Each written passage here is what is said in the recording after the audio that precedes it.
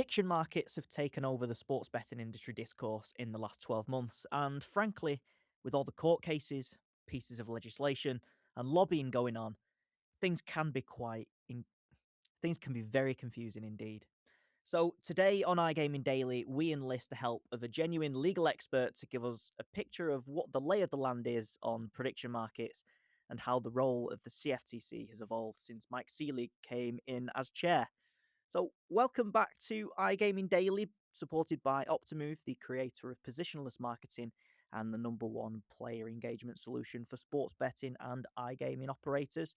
Today, I'm joined by SBC America's senior reporter Tom Nightingale and the president of IMGL, Marc Dunbar. Marc, thanks ever so much for joining us. How are you doing today? I'm fabulous. Thanks for letting us participate. We're looking forward to the discussion.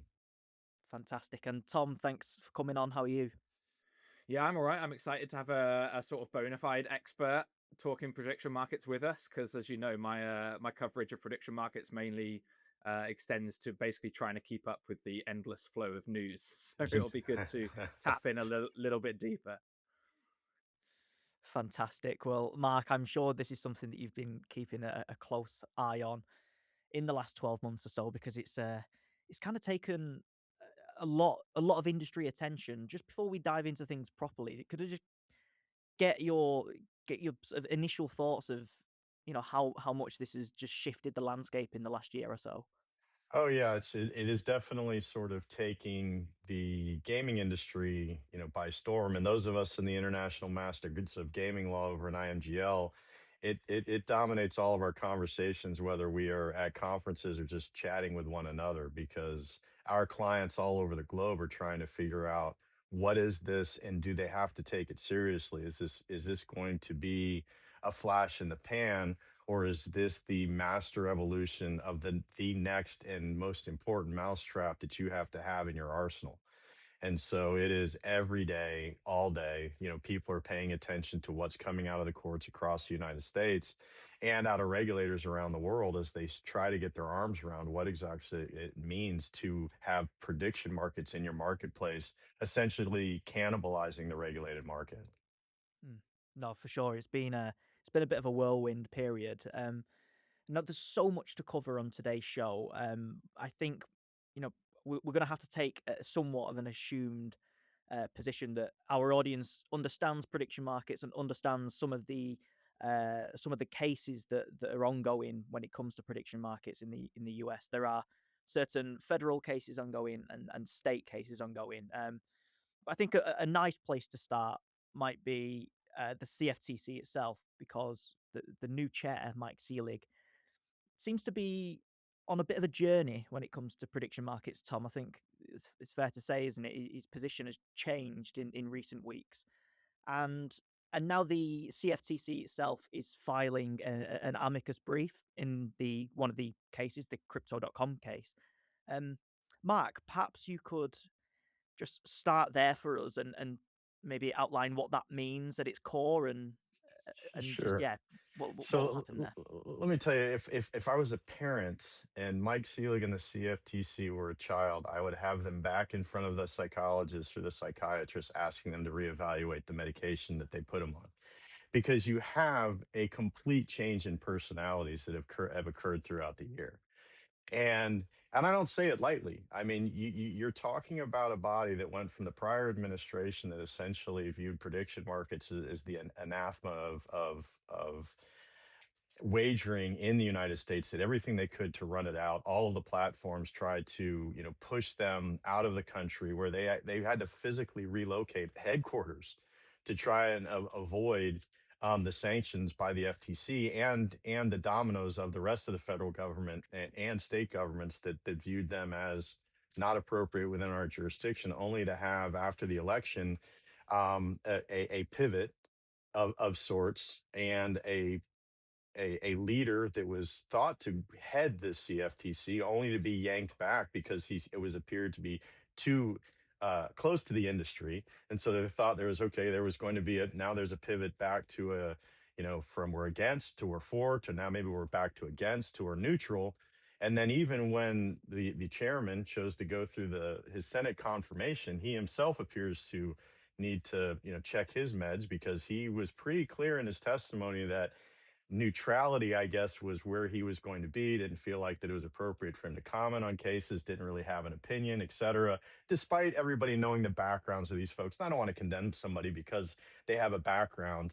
It's like saying somebody that can't be an effective gambling regulator because at some point they may have been involved in the industry or something. I think knowledge of an industry is actually the trait of a good regulator. But then for him to jump in the deep end with a giant cannonball and splash all the unsuspecting sunbathers with the, not only are we going to get in, we're going to now become an advocate in favor of these platforms, really has everybody wondering what in the world is going on in the federal government. And did he lie to the U.S. Senate? Or and not only that, where is it coming from? Then again, not to be all conspiratorial and other folks in the media like to do, and turn this into speculation on what's happening in the administration. But I will tell you, for my brethren in the International Masters of Gaming Law who are trying to make sense of this and interpret U.S. statutes and U.S. cases and all of these cases that are going on across the country to advise clients on what they should be doing, we are very much scratching our head to say we can't. I mean, we don't know where this is going to go. And if for those listeners that are listening to this podcast, you want to go back in time several months to when I was on with Jess, when we were talking about what I saw coming, I said it was going to be choppy waters, and we were in this for at least 2 years before ultimately the resolution is going to happen in the United States Supreme Court. We can sort of see it. We know it's going. All these state court cases and federal court cases, as entertaining as they are weekly, to be like, oh, the worm turned this way. For my clients, I'm just saying, stay calm, keep keep proceeding ahead. What was Churchill's adage during World War II? It's but just tell everybody that you just gotta breathe deeply, compete in the market, and know that it's going to be resolved probably in another 18 months, maybe. If we're lucky, it might be 18 months, but It's right, yeah. right. Yeah, Tom, it's certainly something that you're wondering and maybe scratching your head about all the time as well, covering this on site as you are. I know sort of Mike Selig's 180 turn has been something that you've been particularly interested in, isn't it? Yeah, I mean, you can't help but wonder now that when he was in front of the agriculture committee and he's saying, I will look to the courts on this. Presumably, he meant he was eyeing up the front door and he was working out how he was going to get involved, because the it's not just to me reporting on it. It seems like it's not just, there are changes of tone and there are changes of tone, aren't there? This is seems to be a sort of full throttle embrace, I guess, of the future of the CFTC being somebody who an agency that intercedes on this litigation, let alone sort of seeing how it plays out, or whatever.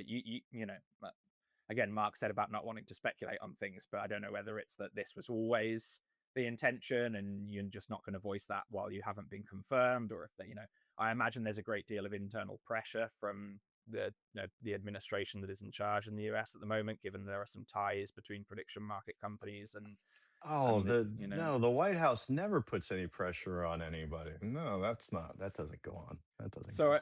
it's amazing how quickly you get jaded. I think with how, I'm almost already not surprised that this has happened. Yeah. Welcome to my world. If you look over my shoulder, that big building right there is the Florida State Capitol. So that's where I live. So growing up in a political family, and lobbying is an important part of my practice. Jaded is how I wake up in the morning. Unfortunately. So, and the president is a former client of mine, so it also is. I'm not. Yeah, but pivots do happen. Pivots do happen. The one thing that I will say in all of this, if you back up, like forget all the cases and everything like that, at the end of the day, this is going to sound really weird because everybody's focused on Selig and this change. At the end of the day, the CFTC's opinion is as valuable as mine. It doesn't matter at all. When it gets up to the the Supreme Court is going to look at the creation statute of the CFTC, and it isn't going to care what Selig's opinion is. or the opinion of the Biden administration or the Trump administration, frankly. They're going to look at those words and they're going to apply them to precedent that goes all the way back to, frankly, before the founding of our country. Because if you understand the way gaming was, there were gambling laws that we brought over from the UK, from the Commonwealth, right, from the UK, the Statute of Anne and others that were in our territories before they even became states. And then that body of law allowing the colonies to essentially define themselves on what they wanted to be. And then you fast all forward all the way through to what I will say is the more modern gambling in the United States, which really began post Civil War. A lot of the southern states were forced to have carpetbagger constitutions post 1868, where they had anti lottery provisions that restricted the South's ability to rebuild. Despite the fact that the northern states were allowed to have lotteries, and then there were restrictions about interstate lottery sales and all of these kind of things. These are going to be very important when it ultimately gets to the United States Supreme Court to say, okay, in our federalist country that is states first, federal government small and constrained, what does that mean historically as things have evolved? And I think what's going to wind up happening is, led by Justice Roberts, they're going to take a deep breath and they're going to say, the history of the United States is a history from the colonies to the states to today of gambling regulated at the state level, that the states decide what is appropriate as it relates to that vice within their borders. And if the federal government wants to do it, it knows how to expressly legalize interstate activity. And there is only one interstate gambling activity that has been expressly legalized in the United States, and that's interstate horse racing. And what the CFTC is hanging their hat on, despite the fact that commodity trading in the 1930s was prohibited in some states because it was gambling, despite that fact and the creation of commodities trading, I believe the Supreme Court is going to say, if they want to legalize interstate wagering on prediction markets, they know exactly what to do. They just need to copy the Interstate Horse Racing Act. Other than that, we're not going to, via, you know, innuendo and regulatory action expand the reach of a relatively new federal agency. That's just not what this Supreme Court. If you look at all of the things that they have done to constrain agencies, I don't think that they are going to reward this agency and this industry like the prediction market tech bros are hoping. Mhm. I think it's a really, really important point to make because for some of our global listeners who might not be so clued up on sort of the US federal system or the state system, they might not be aware that you know because the CFTC is in favor of these prediction markets. They might think that, well, they've got the green light and they can go ahead. But I think it's really important to clarify that this is going to go to, well, we can assume that it's going to go to the Supreme Court, and we've seen this week already that the Supreme Court doesn't always go in favor of the administration, but maybe that's for another conversation. Mark, Tom, we'll take a short break and we'll come back and we'll continue the discussion.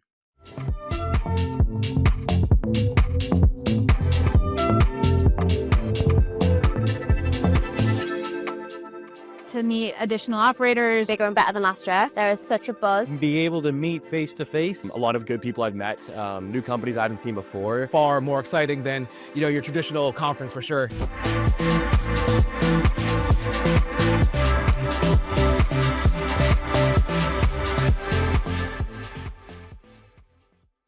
Welcome back to iGaming Daily. Today we're putting prediction markets in the spotlight, and we're joined by the president of the IMGL, Marc Dunbar.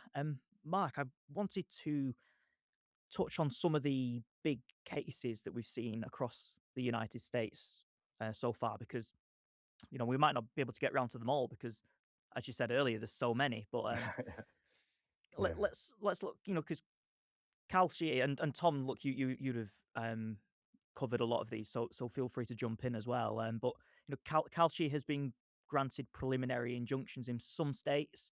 I think Tennessee was the most recent. could you just give us a bit of a rundown of what's happening in those specific ones where Kalshi has been granted those injunctions? Yeah, it's a little it frankly is a little difficult to thread it together, right? But what I will tell you is you have an amalgamation of three federal circuits, and that really is what matters. I mean, I know people were focused on, oh, it's in a state, but really what you need to focus on is how it's going to go to the Supreme Court. And so you have three federal circuits that are essentially in what I would say transitioning positions, with Kalshi being able to operate with injunctions against enforcement in some, and then and not be able to operate like in the, I think it's the First Circuit, or the second. It frankly, it doesn't matter right now, but the Northeastern, because of Maryland's opinion. So what I will say is, if you're trying to figure out where to go in the prediction market landscape, what you got to realize is you could pretty much go anywhere. While these injunctions have been issued against enforcement, for the most part, even in the areas where enforcement is permitted, there's no mechanism for the regulator to really stop anything, because the enforcement mechanism revolves around the federal government's assistance. And you look in the state of Michigan, for example. The state of Michigan has been very hawkish going after iGaming operations, not just prediction markets, but a whole host of them. And we've talked about them before. Really, to go after the offshore folks, you've got to have cooperation from the federal government. And we've had at a lot of our conferences, the joint ones with SBC, the IMGL conferences, that y- they, in order for them really to get what they need a Black Friday kind of event, like what happened with internet poker. And if you're not going to have the assistance of the Fed starting to arrest people when they're getting off planes, it's not going to matter. So again, I don't mean to gloss over, but for everybody that's trying to like track the cases as if that should matter as your day-to-day business strategy, I wouldn't.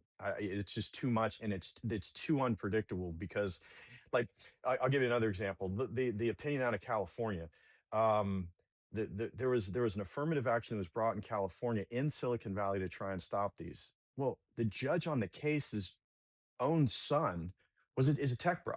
Like, I mean, her day in, day out activity is running into people that are all somehow tied into this. There was no shock when she said, no, we're not going to go against the platforms. I mean, we're not going to do it. So that's what I'm saying is, you have home cooking that's going on with some of these judges, and they don't really care, because these trial judges know they're quickly just moving it up to the appellate circuit anyway. So everybody knows where this is going. It's just really the speed with which you can get these cases tried in position to whether or not you can catch nothing's going to be in front of the 2026 US Supreme Court. Can you get there in 27? Can you argue the case in 27 in the hopes of getting a 27 opinion? And right now, with every one of these injunctions that gets entered, it triggers an acceleration point. But someone's got to really one of these appellate circuits has to put their foot on the gas, or I don't think it's going to make it into the 27. I think we're pushing into 28. I didn't. That was a little bit of a duck around the actual, but I hope that helps the listeners to. I think sometimes we get too tied up in the minutia. Yeah, it absolutely does. And I think when we're dealing with so many cases, it only amplifies that, right? Because Tom, you're following this every day. You are one of those people who are trying to keep up with all this. Must be quite a complex task for you to do so. And those are the ones where we have had preliminary injunctions. That we look at Nevada, Massachusetts, Maryland, slightly different cases over there. There's so many things going on. How do you look at all these different rulings and different opinions in different states? I mean, I will say, like, on the big picture side of things, as a gambling industry journalist, like, the scope of our coverage and our job seems to have doubled, tripled in the last year or so. We're what is gambling? We have constant. It's interesting. We have constant internal conversations about almost sort of, what is actually newsworthy in this news cycle for prediction markets. Because I think that it's so, to Mark's point, it's so easy to get bogged down with the nitty gritty and the tiny details of things, like administrative stays being granted and denied and stuff in the grand scheme of things is sort of a drop in the ocean that doesn't really make a ripple, I think, really, given the full news cycle.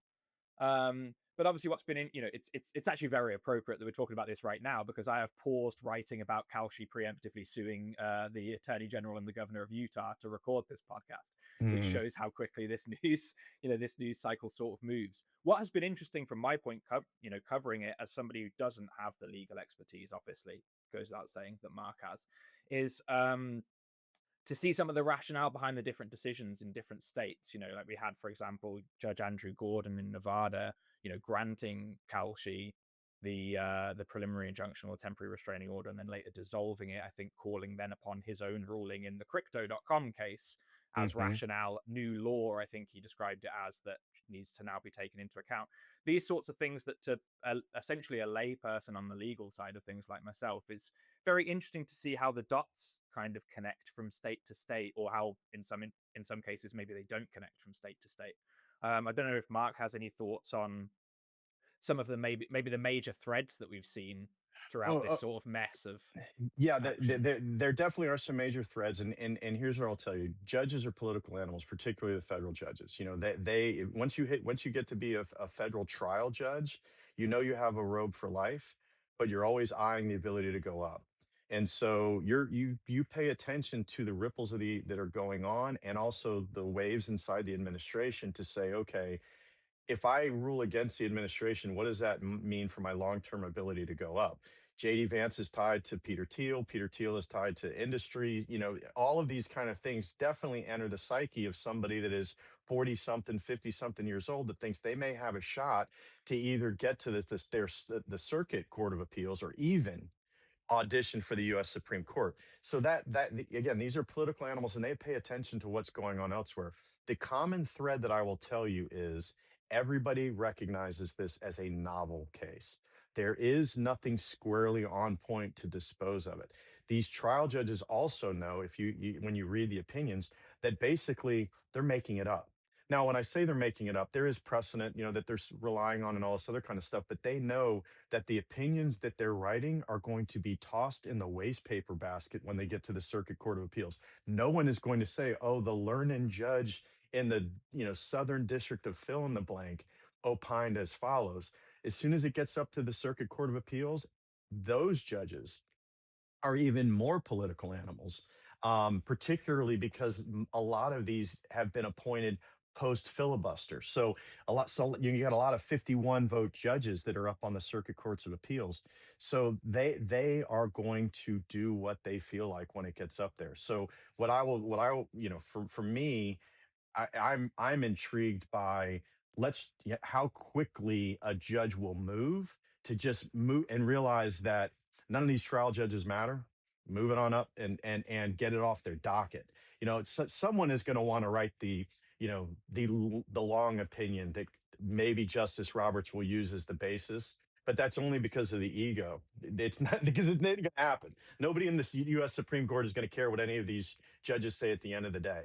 It's going to be argued de novo in front of the United States Supreme Court. It is going to be an important opinion as it relates to our federalist system, and it is going to have far-reaching implications that have nothing to do with gambling and have everything to do with how a federal regulator can step in and essentially stomp on states' rights to determine what is legal or illegal as it relates to vices within their community. That's really, at the end of the day, what this is going to come from. And one of the things that I think is really interesting is, so at the end of April, IMGL has our annual conference, and it happens to be in Washington, D.C., intentionally selected. We wanted to go to D.C. because we knew it was going to be getting hotter and hotter and hotter. And we invited Seelig to come, and he ducked it. He ducked the invite, which I thought was interesting. Now, there are other people from the administration that are going to be invited, but to be able to speak in front of a group of gambling lawyers from around the world about what you're doing legally, right, is you can't soundbite it, right? Like, if he did come, it would be an interesting, I mean, we of course would be respectful. He's chairman of the CFTC, but he would be asked very nuanced and questions by the best lawyers in the world that know this industry frontwards and backwards, and even questions over a cocktail are going to be something that is way deeper than that op-ed that he put in the Wall Street Journal. I mean, that document, whoever wrote it, bless their hearts is all I have to say, because I mean, I would be embarrassed if that's the thing that you use to defend your position, recognizing that you're essentially federalizing gambling on everything across the country, and that's the best you got. That was a disappointing document, in my opinion. It's absolutely fascinating that there's so many moving parts, and then we have all of this going on with the CFTC, and as you say, Mark, this kind of does transcend just what we're talking about in a gambling context. This is much more fundamental about the federal versus the state system in the US, and we're just humble gambling journalists, Tom. I don't this is crazy for us. It was very interesting actually to hear, just to intervene for a second.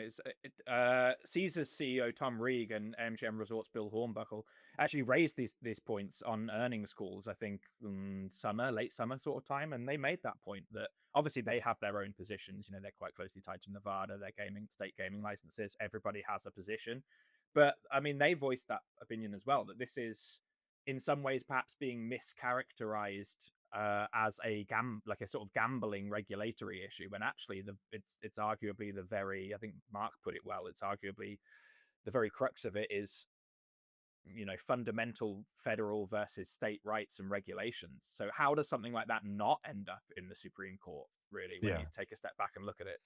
And this is the wrong court to be in front of. I mean, our Supreme Court, everybody likes to say, oh, it's a Republican court, it's 6-3, and oh, the Republicans are always going to win. That is not the case. For those of us lawyers, right, that really pay attention, and this is a 3-3-3 court. You have three judges, and oddly enough, who is in that third bucket kind of changes, because you have Kavanaugh and Gorsuch that are hopping in and out. But these judges, and if you look at them, one, they're obviously brilliant, but two, they understand better than anybody the fabric of the federalist system. And you definitely have six judges that were brought up in from kind of the Scalia-ish school and Rehnquist school of states' rights are incredibly important. And if you read the Constitution and you read the Federalist Papers, there is one very, very important theme, is that the federal government has no authority but that which is given, and the states have all authority except for that which is denied. And you start from that premise, and all nine of these judges understand it very, very, very clearly. In a weird way, I could see this being a 9-0 opinion. That's how, in my opinion, how poor the authority is of the CFTC, and relying on the words that were written around their creation to say that, oh, they're in charge of derivative markets, and therefore this derivative product is just absolutely entitled to be this self-regulated product that goes nationwide. That's absurd.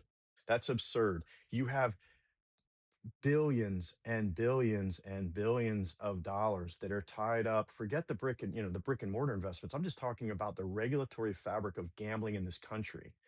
And you're just going to buy a wave a magic wand, because everything, as all of the industry has pointed out, everything can now becomes a prediction market.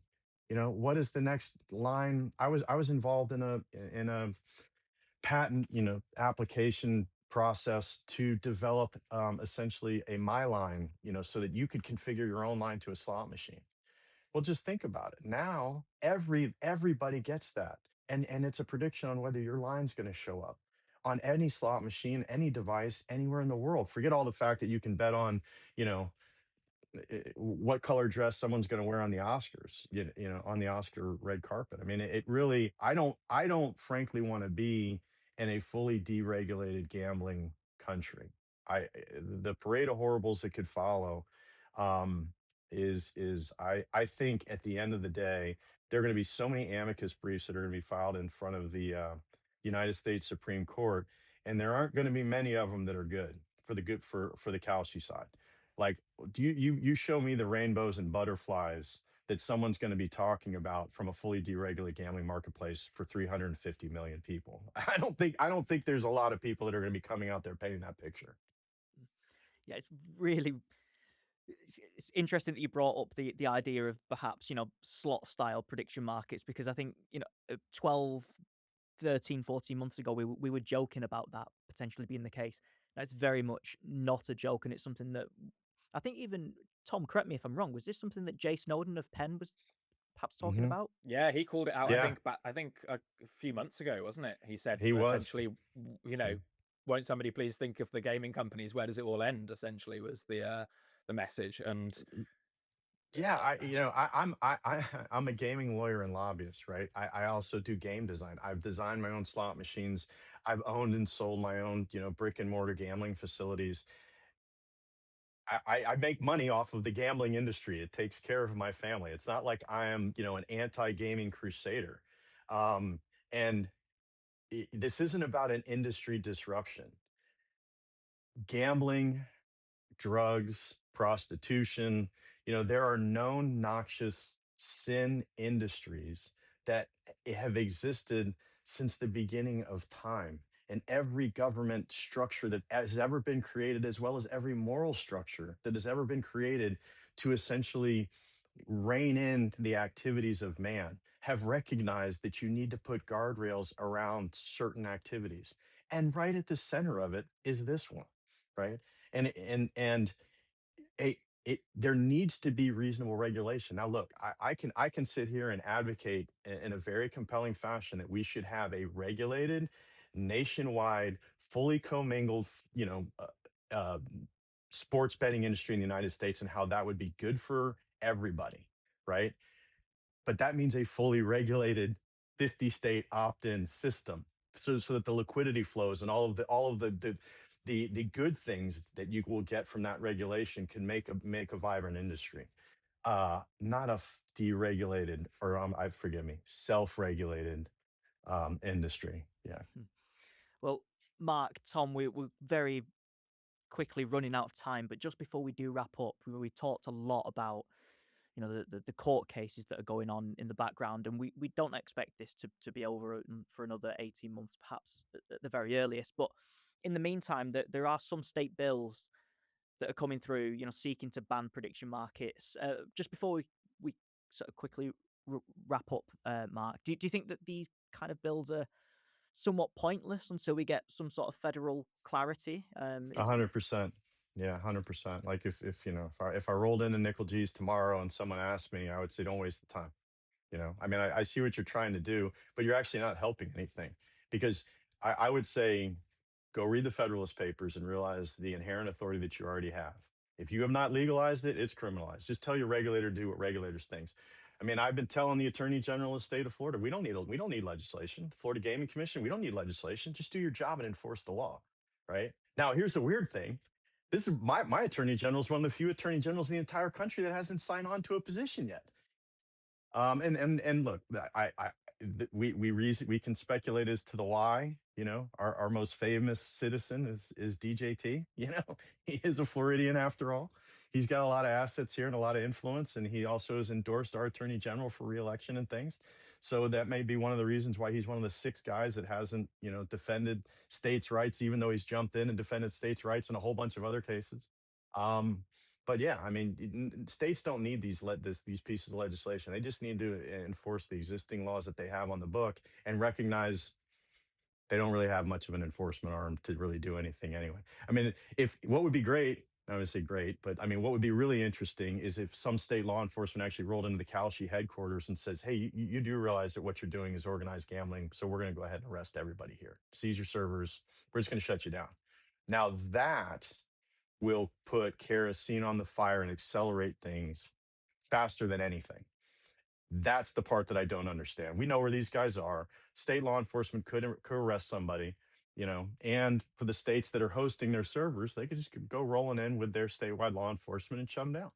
Um, why that hasn't happened, not really sure. I'm sure we can speculate, but So much like the when fantasy leagues were rolling out. There were 3 U.S. attorneys that were working on a case, and then magically some phone calls from Eric Holder and others, and they all just evaporated. Well, if it does ever happen, it'll make a good follow-up podcast. I'll say that. Oh, it'd be We'll have great. to have you back. Yeah. It would be great. Indeed. Well, when Yeah. that happens, Mark, we'll be the first to invite you on the show. I'm sure you wouldn't have a million other things to do on your to-do list, but That's right. That's right. look, thank you ever so much for joining us, Mark. Absolutely. Really, Hope to see really, you in DC at the end of April at our conference. Hope you guys can make it. oh, fantastic. Yeah, Tom, thanks as well for joining us, and to the listeners. Thank you ever so much for tuning in to today's episode of iGaming Daily, and come back tomorrow to keep up to date with all the latest global gambling news.